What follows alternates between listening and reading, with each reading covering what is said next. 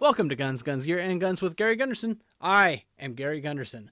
Gun control activist David Hogg participated in a gun control debate at Dartmouth, and it went exactly how you'd expect from the gun control activist.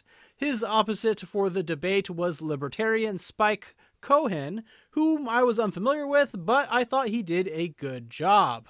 Personally, I've grown up around guns my entire life. My dad was an FBI agent. My first time shooting guns was when I was in 4th grade. This may be news to some of you, but I was even in the shooting club at my college. Wow, an appeal to being a fellow firearms enthusiast. Look, I don't care if you shot 1,000,000 rounds if you're trying to infringe those rights. If we had the most historically accurate, one of my final papers I wrote in college was on, what would the most accurate interpretation today of the Second Amendment look like? And basically the closest interpretation to what we would have today if we did have a Second Amendment that was as aligned as possible. Because what it would mean is effectively every 18 to 45-year-old man, white man in particular in the United States, would be required or either provided an M16. And the federal government would be allowed to come into your house and ensure, without a warrant, that you actually have that firearm in the first place. Let's start with the guy who wrote the Second Amendment.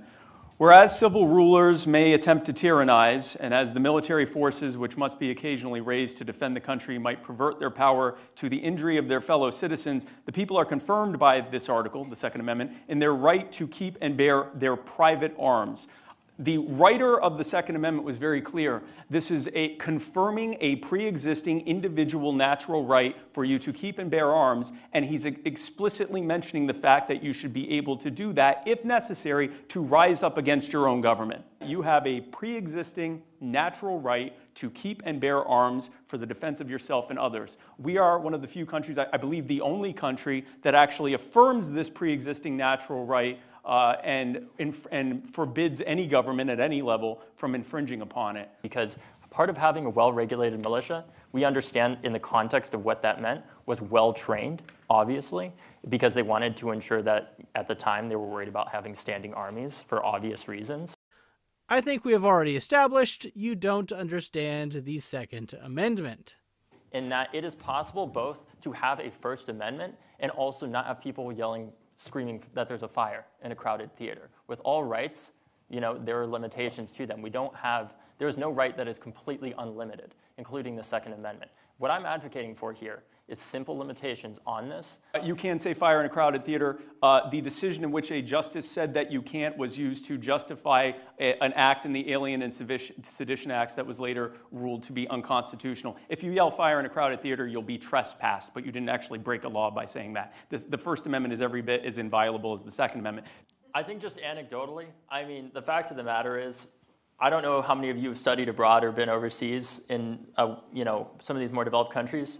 I don't know about you, but I feel a certain sense of relief when I am over there because I know that gun violence is far less likely in general. Wow, an anecdote about how you feel safe. Very relevant, in spite of the, rising knife crime and such. My dream scenario is just doing what we did with Obamacare, where we took that from Massachusetts and federalized it, and doing the same thing with Massachusetts state gun laws that thus far have been ruled largely constitutional, despite Bruin. I love how the laws are largely constitutional, which means that they are also not. He wants to federalize laws which he admits are illegal and only infringe on your rights a little bit, just a smudge of tyranny. There's all these people that say all the time, David, gun laws just don't work because criminals don't obey gun laws. But there's so much nuance that talking point leaves out. The shooter at my high school was a 19-year-old.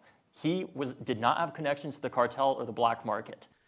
This is an odd assertion. No one has ever said someone has to be connected to other criminals to commit crimes. I assume he is trying to say that this particular killer would not have been able to kill anyone if he had been denied firearms, that he would have had no other avenues. But that ignores the fact that if a lone individual wants to kill people, they will likely have the ability to do so. And I don't believe that actually infringes on anybody's rights. I think it actually protects our rights to safety. I have noticed this talking point more and more as something just generally accepted. Gun control advocates frame the debate as a rights versus rights issue. That way they are able to infringe on the Second Amendment because there needs to be a balance. Firearms rights infringe on others' right to safety, which is a made-up right. This is analogous to the argument for freedom that you are free to swing your arms around all you want up until you punch someone in the face. Therefore, you can enact restrictions to prevent that. However, that ignores what are actual natural rights and balances something important with a made-up safety blanket. If safety were a right, it would be exemplified by the Second Amendment, which is the only bulwark to protect that safety. And that's what I'm advocating for. It's not a world where everybody, has their firearms taken away or anything like that. That is not what I want. Also, that would be logistically impossible and constitutionally impossible. Hey, a valid point. That's one for you. We had basically no mass shootings or no school shootings in this country up until a relatively recent period of time. From 1949 into the 1960s, there were basically no mass shootings until the late 1960s. I mean, the fact of the matter is, gun technology has vastly improved since that era. Semi-automatic rifles make up, like the AR-15, they make up 25% of all gun sales in this country at this point. Those guns are not made necessarily to defend yourself. They were originally developed from a variant of the M16 that was originally developed as part of a competition. I could go into the whole history of it, but it was made effectively for the US military. And those weapons are made for the jungles of Vietnam. Ah yes, the 60s. Such a faraway time. Technology has definitely improved since those 1960s, the decade the M16 was adopted. I mean, now we have rails on them and everything.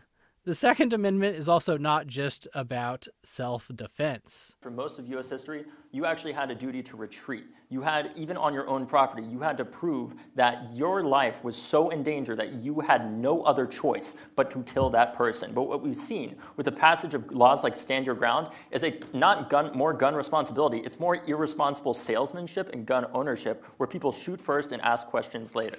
So I believe that standard of having to retreat started in the 1940s with the Model Penal Code, which was explicitly added in order to make it harder for marginalized people to claim that they were defending themselves. Prior to that, we had decisions like Bad Elk versus Oklahoma, where a Native American killed 2 police officers who were attempting to arrest him, and the federal government ruled that he was within his rights because they weren't in their right jurisdiction. That's what it used to be.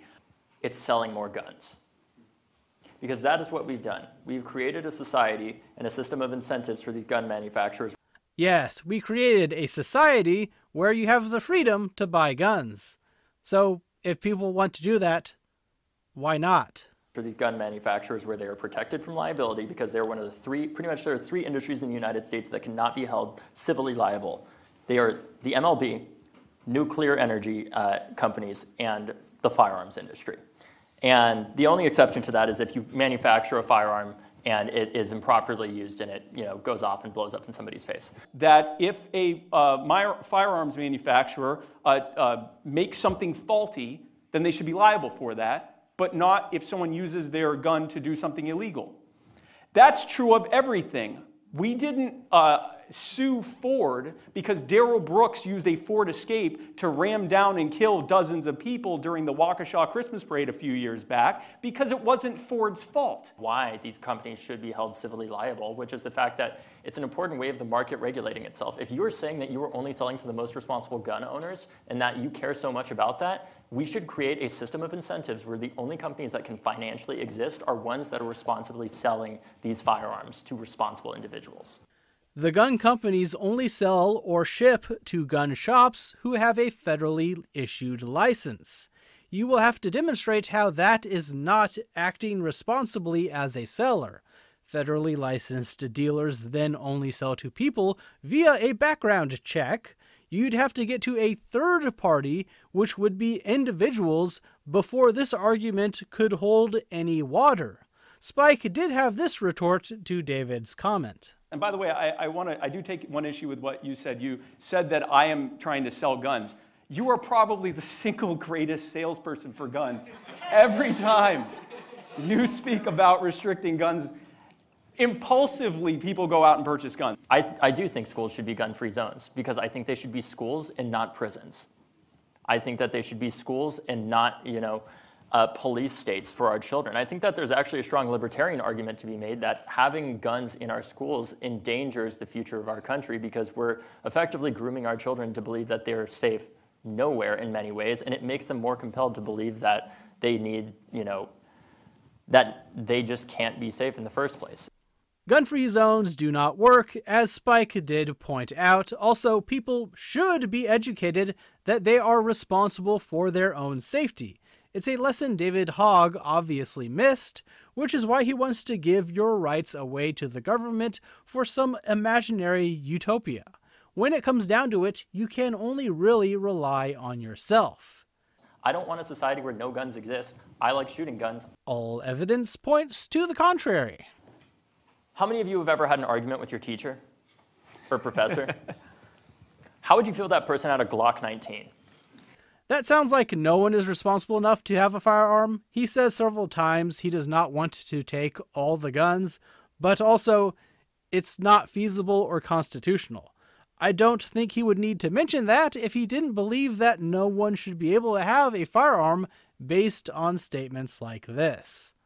I think we need to modify the assault weapons ban. We need to have a more nuanced approach to it. We need to address the fact that there are multiple loopholes in the assault weapons ban. There are many ways that you could get around it. And we also need to have a new way of, frankly, defining assault weapons, because there's so many different ways that you could legally define it that there's a lot of problems with that regulation. How would you define an assault weapon? Well, for one, I think we need to understand that there are different ways that you could define an assault weapon. The way that I would typically characterize it, more broadly speaking, is a semi-automatic rifle capable of taking a high-capacity magazine, somewhere in the range of, 30 rounds or more than 10 rounds. My apologies. We need to have a more nuanced approach to it. Not to mention that the bullets themselves are traveling at typically three times faster. Like a 5.56 is going to be going way faster than a 9mm round, and just in terms of the pure physics of that, it is way more damaging to human tissue. So any semi-auto rifle with a detachable magazine is an assault rifle. Yikes. That's worse than a lot of the definitions out there, but I also wonder how he feels about an AR-15 with a pinned magazine. I like how he just goes into how terrible 5.56 is, but caliber is apparently not a consideration in his ban. So those lever-action 5.56 rifles are A-okay. David responds to a chart of data that shows no correlation between gun laws and gun deaths. What it doesn't address is the fact that, guess what? Even if a state has stronger gun laws, you can easily traffic it from another state because of our lack of federal gun laws. But you know what could do something about that? Something like a one gun per month policy. That makes it a lot harder and uneconomical. This talking point has come up before. Well, our laws work, but it's all the other states with their rampant freedoms that are causing all our problems. There would still be a chokehold on firearms coming into the state, so if the laws worked, there would still be a correlation, though it would not be as great of one. And I'm certain these people illegally selling firearms will adhere to the one gun a month rule, and it would not only impact law-abiding citizens. To transport guns into a place like DC and sell them on the street, not to mention the problems with enforcing laws in DC because of the multiple jurisdictions that overlap there. Yeah, Chief, the reason this murder was committed was due to the multiple jurisdictions now investigating it, and not policy decisions. That's really the only possible explanation for crime in DC, which ignores, other heavy crime cities that do not have such jurisdictional issues.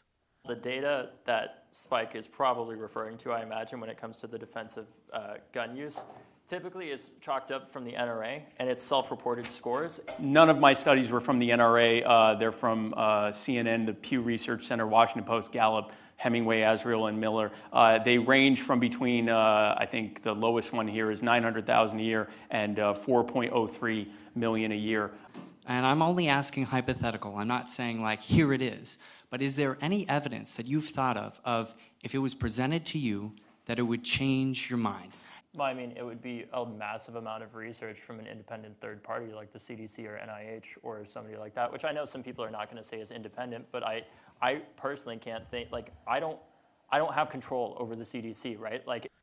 Funny you should say that. The CDC used to have self-defense usage on their website until recently, when a Democratic senator and gun control groups complained and the CDC removed the data. I even made a video about it. So I'm certain that more funding for an organization like that would not yield any research on self-defense usage, or at least not yield any research that is released to the public. Also, gun control activists, including David Hogg, dismiss all the statistics that show the assault weapon ban did not decrease shootings. So I don't think you actually want that data or would incorporate it into your view on firearms. If somebody doesn't want to have a firearm in their household because they have kids or whatever other reason, there should be a clear, straightforward way for them to remove that firearm from their house and give it back with a financial incentive from the government. Look, I have no problem if people don't want guns in their homes, but why should the taxpayer foot the bill to purchase these firearms? But I also want to answer the other part of the question, which is a registration system. Yes, I do support that. I think it's common sense, and I think if we're going to enforce these laws or have any chance of enforcing them, we do need to have a registration system. And I know that's terrifying to a lot of you, but frankly, what's a lot more scary is not addressing this problem. Registry is the first step to confiscation. That is why it is terrifying. Even if you were in charge and able to resist that sweet, sweet temptation, while in power, the structure would be in place for the next person to then confiscate and rule with tyranny. Do we need to increase the minimum age for purchasing some types of firearms? I believe we do. I don't think that if you can't have a beer when you're 18, you shouldn't be able to have an AR-15. And by the way, right now, under current federal law, the shooter at my high school would not have been able to buy from an FFL, federally licensed dealer, would not have been able to purchase a handgun because he was not over 21, but he was able to purchase an AR-15. That doesn't make sense to me. I agree. He should be able to buy a pistol, too. We used the law that we passed after Parkland, the red flag law, to disarm the man that lived 20 minutes away from us that threatened to kill my mother. And that same law since Parkland has been used over 12,000 times to disarm people that have been deemed by, not just by some random person or their neighbor, but by a court with a right to counsel and due process.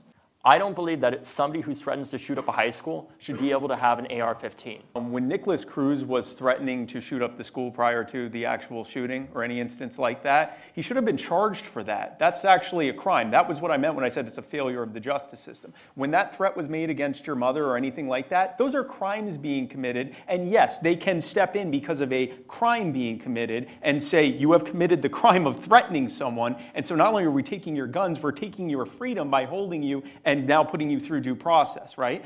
What a red flag law does is it says we're going to take your guns based on someone asserting that you've done something with little to no evidence. We're not going to let you know what happened until after the fact. You have no ability to prove your innocence. In fact, no one's trying to prove your innocence. We're not even looking at innocence. We just want to know if there was a claim so we can take your guns from you. That's why I'm against red flag laws. But red flag laws, there's actually something you said that is incorrect, David. Red flag laws don't have due process.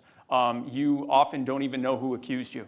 And it can be an ex-spouse claiming that you said something without providing any evidence. But you won't know that because the police will just show up and tell you that they're going to take your gun. And if it's in a state that allows no knock warrants, they'll probably just get one of those so you don't even get a chance to answer your door. They just bust into your house to take it from you. And that I think if there is somebody that's threatening to shoot up a high school, I don't think that they should necessarily, be given a court date immediately and then have their firearm removed later on. That's an immediate and present threat to the community, and that person should have their firearms removed and be given due process after that.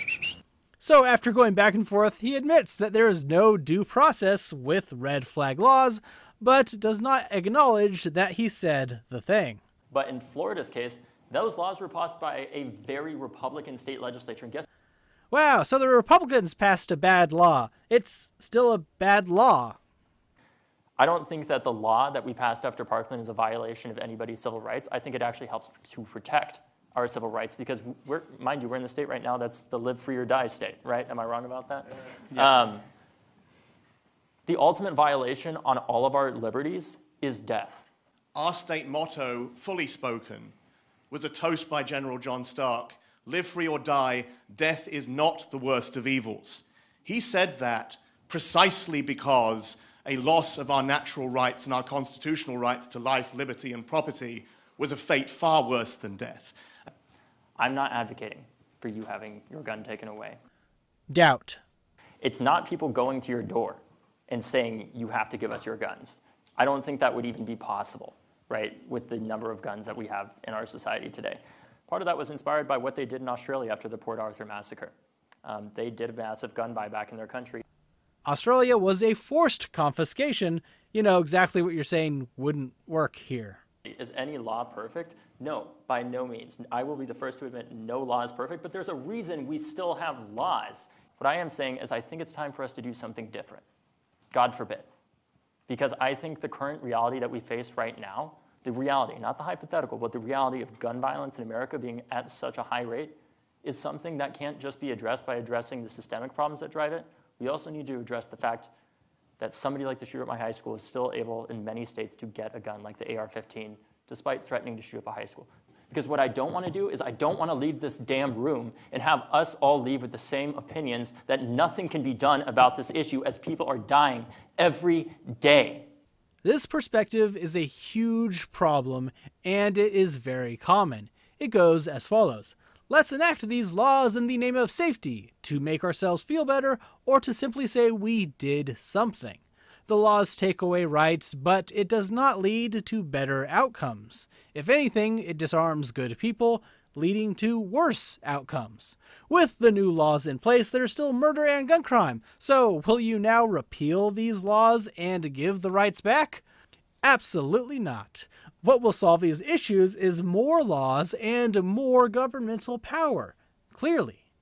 And that's the spiral we have found ourselves in for some time. I will say though, at least David Hogg did show up for the debate, took questions, and responded. I think he's wrong, but he showed up, so I'll give you another point for that. Anyways, that's all for today. What is your favorite point? Let me know in the comments below. Please consider supporting me on Patreon, joining the Discord, liking the video, and sharing it with others for more content. These all help the channel grow and get the videos out there. Thanks for watching.